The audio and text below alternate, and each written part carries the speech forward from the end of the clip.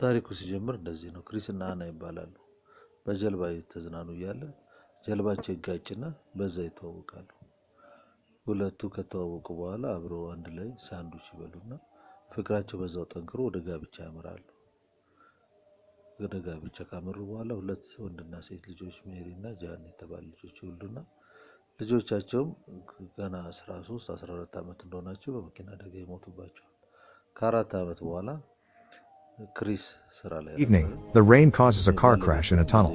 Chris stops his car just in time and doesn't get caught in it. But being a doctor for him is a responsibility he must respect, so he gets off his vehicle and approaches the victims to help.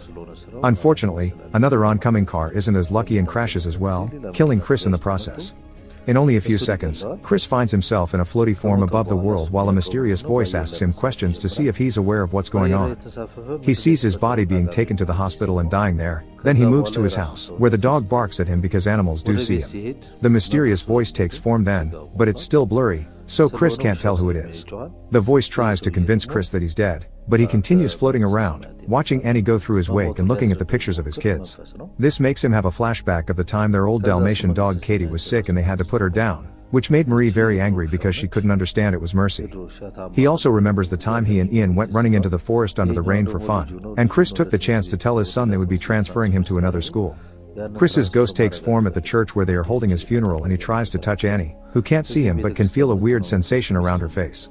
Then, Chris appears at his home again to look at the painting Annie had made for their Double D anniversary, which depicts the special place where they met and were planning to retire. He finds Annie starting a diary because her therapist asked her to so she could cope, but it's not helping her at all. Chris takes the chance to communicate with her by guiding her hand with the pen and making her write, "This is Chris. I still exist," but it only gives Annie an anxiety attack because it can't possibly be real. When later Annie goes to the cemetery to visit his grave, Chris tries to touch her shoulders to comfort her, but instead it makes her scream because it makes her feel like she's going crazy by sensing things that aren't really there. Seeing as his presence is only causing his wife more pain, Chris decides to allow his soul to finally move on. He wakes up in his personal heaven, which is shaped like Annie's painting of their special place. Katie is there too, looking young and healthy. The mysterious voice shows up as well, and this time it has a proper form. It's Albert Lewis, Chris's old mentor who died at 63, but here he looks young again. Albert teaches Chris that this world is controlled by his mind, so he can make things move or change by just wishing them to do so. After fooling around with a bird, Chris manages to walk on water, which takes him a failed try, and Albert reminding him that his body is just an extension of his mind before he manages to pull it off. The two men cross a lake and arrive at the house Annie painted as their dream home. Over coffee, Albert continues to teach Chris how to use his full mind to transform this place into whatever he wants and shows him a neat little trick. With just his hand, Albert makes a hole in the wall and makes a world looking real instead of painted appear. In the real world, Annie is making a new painting for Chris's memory, and the tree she draws appears in Chris's heaven. A young Annie also appears among the flowers, so Chris tries to fly to her, but he just falls. Choosing to run instead, Chris comes closer, but Annie's gone by the time he gets to the tree. It's then he realizes he never saw this tree before, so he doesn't understand how it could appear here if Annie is finishing the painting after he died, and Albert realizes Chris and Annie must have a very strong connection because they're soulmates. The couple is trying to reach each other even in death, so when Annie's depression makes her ruin the painting because it won't bring her husband back, the tree in heaven also gets ruined. Chris keeps seeing Annie around his heaven, but she always disappears before he can reach her. At the shore, Chris finds Marie's plush tiger and remembers the time she got sick. That day, Chris stayed home with her instead of going to work, and he taught her to play chess. Chris realizes that if he's found Katie, then he should be able to see his children in heaven too, but Albert says he'll only see them when he means it. Afterward, Chris takes a nap and wakes up to find Albert is gone. He had work to do guiding other souls, so he sent Leona to make Chris company for now. Leona takes Chris to a city filled with souls enjoying themselves. Meanwhile, in the real world, Annie continues to live with overwhelming guilt because she thinks Chris doing the favor of taking the paintings to her gallery was what put him at the site of the accident. It's the same guilt she felt back when her children died, thinking that if she had been driving she could have saved them. Back to Chris, after watching some souls choose to reincarnate, he, Leona, and Katie go on a boat ride. Chris admits that because his children died years ago, he's more worried about his wife, so Leona asks him to share a memory of his daughter. As he tells her about all the times he and Marie played chess together, Chris remembers the diorama his daughter had in her room and begins noticing this world looks like it. Leona can tell Chris is onto something, so she confesses this isn't how she looked when she was alive. She chose this appearance because her dad had complimented a flight attendant that looked like this and she wanted to grow up to be like her. Chris finally realizes this is Marie's soul, and the two of them reunite with a hug. In the meantime, Annie is having trouble moving on. She thinks her therapist will send her to a clinic soon because he's worried that she'll hurt herself like she did in the past, so she writes a letter in her diary saying goodbye to Chris. Back in heaven, Chris is back in his painted house and is visited by Albert again, who brings terrible news: Annie is dead. Chris cries for her but thinks at least her suffering is over and they'll reunite soon. However, Albert informs him this isn't possible. Because Annie ended things herself instead of dying naturally, she'll be going to hell, which makes Chris furious and causes a storm in his heaven. What happened with the tree reminds Chris of his soulmate connection to Annie and decides to go to hell to rescue her, since their bond should allow him to find her. After lots of arguing, Albert accepts that Chris's refusal to give up deserves a chance and takes him to see the tracker, who explains how things will work. Finding Annie is possible, but she won't recognize Chris when she sees him, so he must decide if the trip is worth it just to see her. Chris accepts to try anyway, so the trio gets on a boat to cross the seas of hell. There's a wild storm shaking the boat and the waves, but the real danger comes from the lost souls in the water that turn the boat over and make everyone fall. While trying not to drown, Chris has another flashback of him and Annie, this time arguing about Ian and his future, because Chris kept pressuring the boy into doing well at school and it was taking a toll on Ian. Right after that one, another memory begins of Ian in the forest under the rain complaining about the transfer because he didn't want to lose his friends. Eventually, the waves take the trio to the shore of the gateway to hell, a huge desert filled with shipwrecks.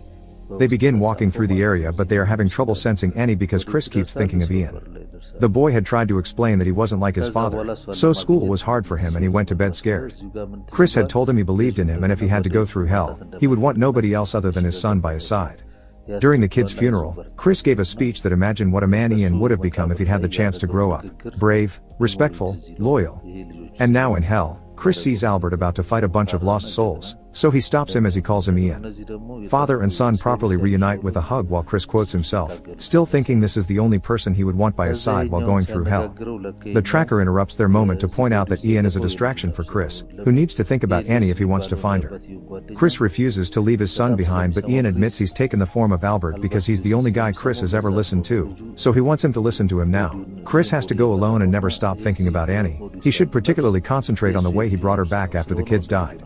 The tracker takes the elevator to hell together with Chris, who begins thinking about all the things Ian mentioned. After the kids died, Annie tried to hurt herself and ended up in a mental hospital. During her stay, she asked Chris for a divorce, since she thought they were coping too differently to stay together. The elevator eventually takes them to a private deck where the floor is filled with faces calling out for their loved ones. Chris almost gets distracted by an old man, thinking it's his father, but he gets back on track when he finds Annie's face among the others. Remembering a lovely afternoon they spent together in the park, he runs to her only to fall through a hole on the floor and into a lake. Thinking about Annie again allows him to swim out and find the place she's at, a dark, nightmare version of their dream house. The tracker explains this is an illusion her guilt inflicts on herself and, after revealing he's the real Albert who also took on a new appearance, he reminds Chris that he has no defense against Annie, so he only has 3 minutes with her before he loses his mind. Chris enters the house and as it had been predicted, Annie doesn't recognize him, so he pretends to be a neighbor that admires her art.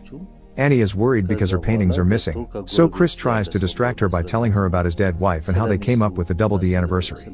Years ago, Chris visited Annie at the mental hospital and told her he would be leaving because his presence wasn't helping and seeing her like this was killing him. So that day was a Double D day, because they needed to make a decision about divorce. Chris had realized that he was part of the problem, not because he reminded her of what happened, but because he could never join her in the dark place she was in. Finally finding comfort in his new attitude instead of being forced to heal, Annie accepts to go back to her old life, and the couple reconciles. Current Annie thinks it's a touching story, but the woman still died, so there's no hope. Chris retaliates by explaining not giving up was only his own way to hide from the world and that his wife never was a coward. Seeing as she wants to see her family again, Chris makes Annie close her eyes and remember the day of her wedding, so he shows up in the memory too and tells him he's real. When Annie opens her eyes, she sees Chris and freaks out, thinking it's some sort of trick that haunts her. Chris doesn't have much time left so he tells her a few last words before leaving. He apologizes for all the things he'll never give her and all the times he failed her. He also thanks her for everything she's done for him. Afterward, Chris meets with Albert to tell him to go back alone and tell his children that he loves them but he won't leave their mother alone. Then Chris re-enters the house and finds Annie to tell her she shouldn't feel guilty because he forgives her and he'll stay in eternity in hell if that's what it takes for her to regain her sanity. As she begins to look healthier, Annie recovers her memories and Chris absorbs all her nightmares instead. Annie begins ascending to heaven but she doesn't want to leave Chris behind, so she calls out his name and reminds him not to give up. After going through the lake again and seeing his life flash in front of his eyes, Chris wakes up back in his own heaven and reunites with Annie, Albert, Katie, and the kids. The family spends some happy moments together, but then Chris talks to Annie in private to ask her if she would like to be reborn together. and hesitates, but Chris explains the kids do want them to go, and he's sure they'll find each other again because they're soulmates. The couple kisses right before something extraordinary happens in the real world. A little boy's toy boat accidentally bumps against the one belonging to a little girl, and this girl decides to share her sandwiches with him. Make sure to subscribe and turn on notifications so you can watch more videos like this. Thanks for watching.